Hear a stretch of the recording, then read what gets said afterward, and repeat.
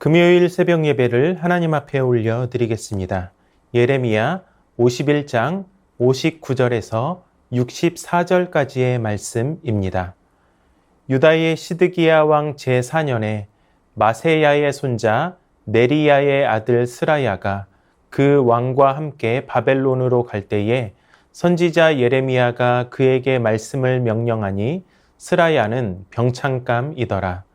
예레미야가 바벨론에 닥칠 모든 재난, 곧 바벨론에 대하여 기록한 이 모든 말씀을 한 책에 기록하고 스라야에게 말하기를 너는 바벨론에 이르거든 삼가 이 모든 말씀을 읽고 말하기를 여호와여 주께서 이곳에 대하여 말씀하시기를 이 땅을 멸하여 사람이나 짐승이 거기에 살지 못하게 하고 영원한 폐허가 되리라 하셨나이다 하라 하니라. 너는 이 책 읽기를 다 한 후에 책에 돌을 매어 유브라데 강 속에 던지며 말하기를 바벨론이 나의 재난 때문에 이같이 몰락하여 다시 일어서지 못하리니 그들이 피폐하리라 하라 하니라. 예레미야의 말이 이에 끝나니라. 아멘. 오늘 우리가 읽은 말씀은 예레미야에게 임한 하나님의 신탁이 끝나는 부분입니다. 59절의 말씀을 보시면 유다 왕 시드기야가 즉위한 지 4년째 되는 해에 스라야가 왕과 함께 바벨론으로 가고 있는 장면을 보여주고 있습니다. 시드기야가 BC 597년에 왕이 되었으니까 4년 후면 594년쯤 되었을 때의 일입니다.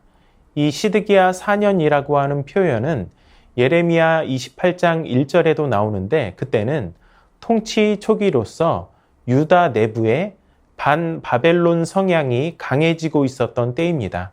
그런 성향을 지닌 대표적인 인물로 등장한 것이 거짓 선지자 하나냐입니다. 그는 바벨론의 통치가 2년 만에 끝나고 포로와 모든 성전 기물이 다 돌아오게 된다는 거짓 예언을 전합니다. 유다의 반바벨론 성향이 점차 보이고 있는 상황에서 시드기야는 유다를 의심하고 있는 바벨론을 안심시키고 여전히 충성하고 있다는 것을 확인시켜 주려고 조공을 가지고 바벨론을 방문하게 된 것입니다. 그런데 이 여정에 예레미야의 글을 필사했던 바룩의 형제 스라야를 데리고 갑니다. 그는 군사 물자를 관리하는 유다 행정부의 관리였습니다. 본문에는 병창감이라고 되어 있습니다. 시드기야가 왜 그를 데려갔는지 정확히 알 수는 없지만 추측해 볼 수는 있습니다. 바룩과 예레미야는 굉장히 긴밀한 관계였고 병창감 스라야는 바룩의 형제였습니다. 예레미야는 바벨론에 굴복하고 항복하는 것이 하나님의 뜻이라고 선포를 했고 바룩의 형제였던 스라야는 그 말에 동조하고 있었던 인물입니다. 시드기야는 그런 마음을 가진 스라야야말로 바벨론의 의심을 해소하는데 적절한 인물이라고 생각을 했고 그래서 바벨론 여정에 그를 데리고 간 것입니다. 예레미야는 바벨론으로 가는 스라야에게 바벨론에 이르거든 이 모든 말씀을 읽으라고 말합니다. 그 말씀은 60절에 기록되어 있는 것처럼 예레미야가 기록했던 바벨론에 닥칠 모든 재난을 기록한 책입니다. 그리고 그 책을 읽은 다음 이렇게 하라고 합니다. 62절을 보시면 말하기를 여호와여 주께서 이곳에 대하여 말씀하시기를 이 땅을 멸하여 사람이나 짐승이 거기에 살지 못하고 영원한 폐허가 되리라 하셨나이다. 바벨론의 심판 메시지에서 계속 언급되고 있는 것처럼 그들은 이제 쓸모가 없어져 버렸기 때문에 심판을 받는 것이 아닙니다. 자신들의 죄악으로 인해서 멸망하는 것입니다. 그들은 하나님과 견주려고 스스로 교만해졌고 우상을 숭배했으며 자신을 도구로 사용하신 하나님의 성전을 무자비하게 파괴했습니다. 교만, 우상 숭배, 그리고 성전에 대한 파괴로 인하여서 하나님께서 보복하시는 것입니다. 이러한 심판의 메시지를 전한 후 스라야는 한 가지 상징적인 행동을 해야 했습니다. 63절의 말씀을 보시면 책을 다 읽은 후에 책에 돌을 메어서 유프라테스 강 속에 던져 가라앉게 하는 것입니다.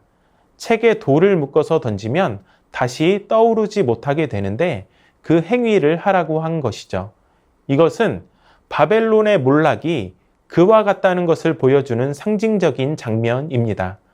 돌을 단 책이 물속에 가라앉아 다시 물 위로 떠오르지 못하는 것처럼 바벨론이 멸망하고 피폐해지고 가라앉아서 다시는 일어나지 못하는 것을 보여주는 것입니다.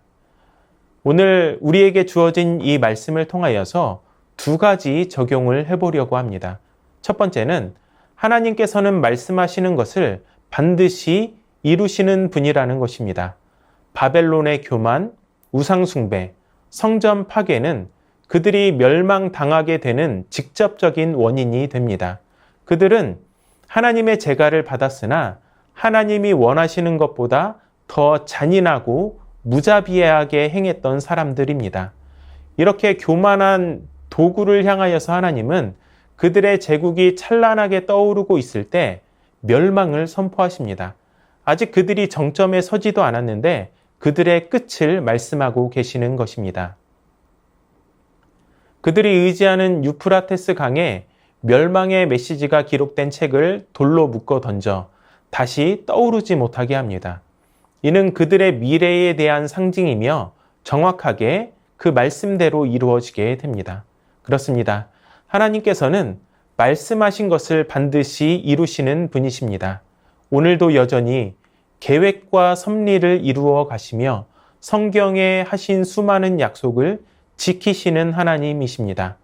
하나님의 창조와 인간의 타락, 그럼에도 한 사람과 민족을 택하셔서 끊임없이 자신을 계시하신 하나님은 때가 참에 예수 그리스도를 통해 구원의 길을 우리에게 열어주셨습니다. 그리고 약속하신 대로 예수님은 반드시 재림하실 것이고 최후의 심판자가 되셔서 의인은 영생에 악인은 영벌에 두실 것입니다. 제국의 모든 흥망성쇠를 비롯한 성경에 나타난 하나님의 모든 말씀이 이제까지 하나도 빠짐없이 신실하게 이루어져 왔으니 아직 완성되지 않은 예수님의 재림 또한 확실하다고 할 수 있습니다. 그러므로 우리는 이 마지막 때를 살아가며 약속하신 말씀을 이루시는 하나님의 관점으로 세상을 바라보고 해석해 갈 수 있어야 합니다. 하나님의 말씀대로 살아가야 한다는 것입니다. 바로 여기에 두 번째 적용이 있습니다. 두 번째 적용은 계시의 말씀인 성경을 통해서 세상을 해석하라는 것입니다. 예레미야는 아수르의 시대가 저물고 새로운 강국으로 급부상하고 있는 바벨론을 향하여 거침없이 하나님 심판의 메시지를 전합니다. 바벨론은 그야말로 승승장구하고 있었고 그들이 멸망될 조짐은 조금도 보이지 않는 상황입니다.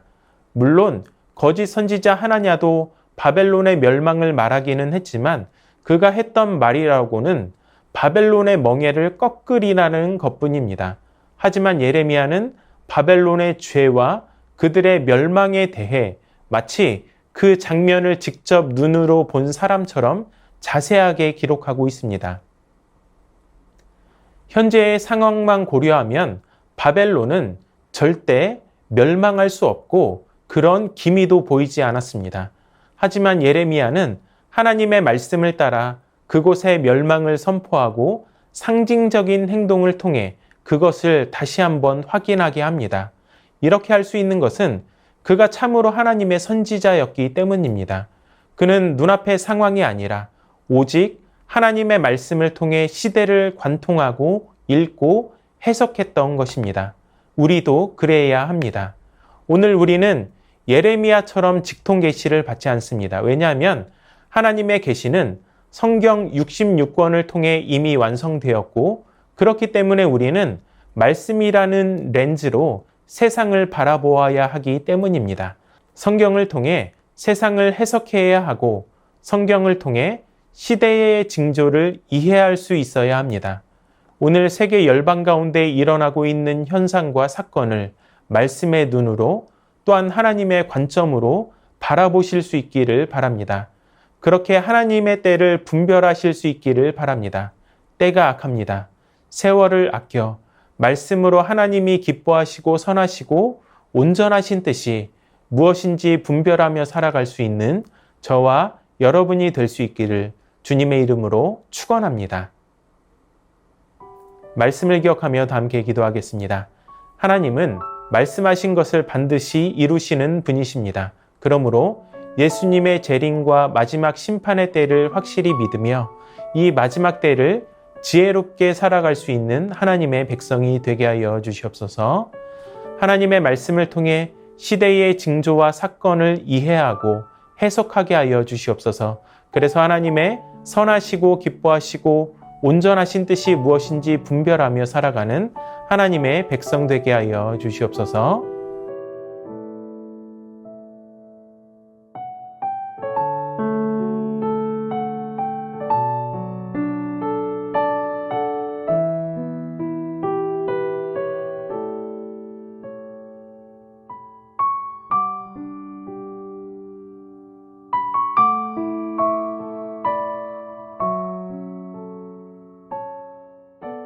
나라와 열방을 위해서 기도합니다.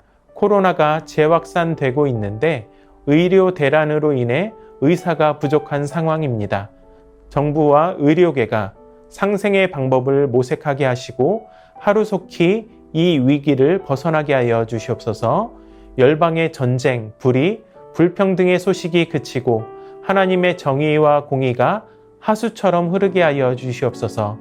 지난 2월 탄자니아에서 버스 사고로 YM 소속 선교사 11명이 생명을 잃는 사건이 있었습니다. 이들의 헌신과 열정을 기억하면서 앞으로 탄자니아에 더욱 놀라운 복음의 역사가 일어날 수 있도록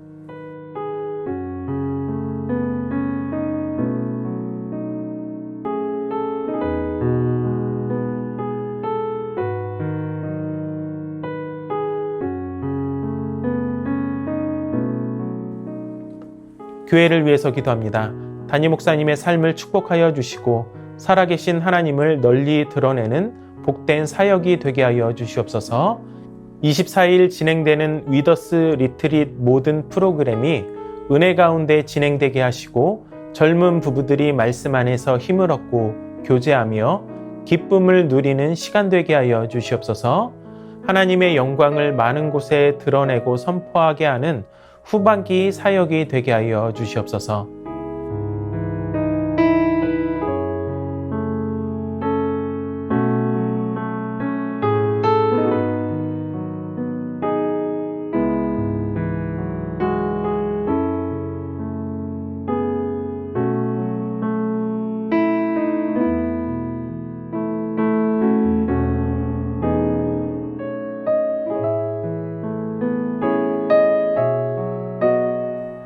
선교사님들과 환우분들을 위해 기도합니다. 스리랑카 박수키 선교사님을 위해 기도합니다.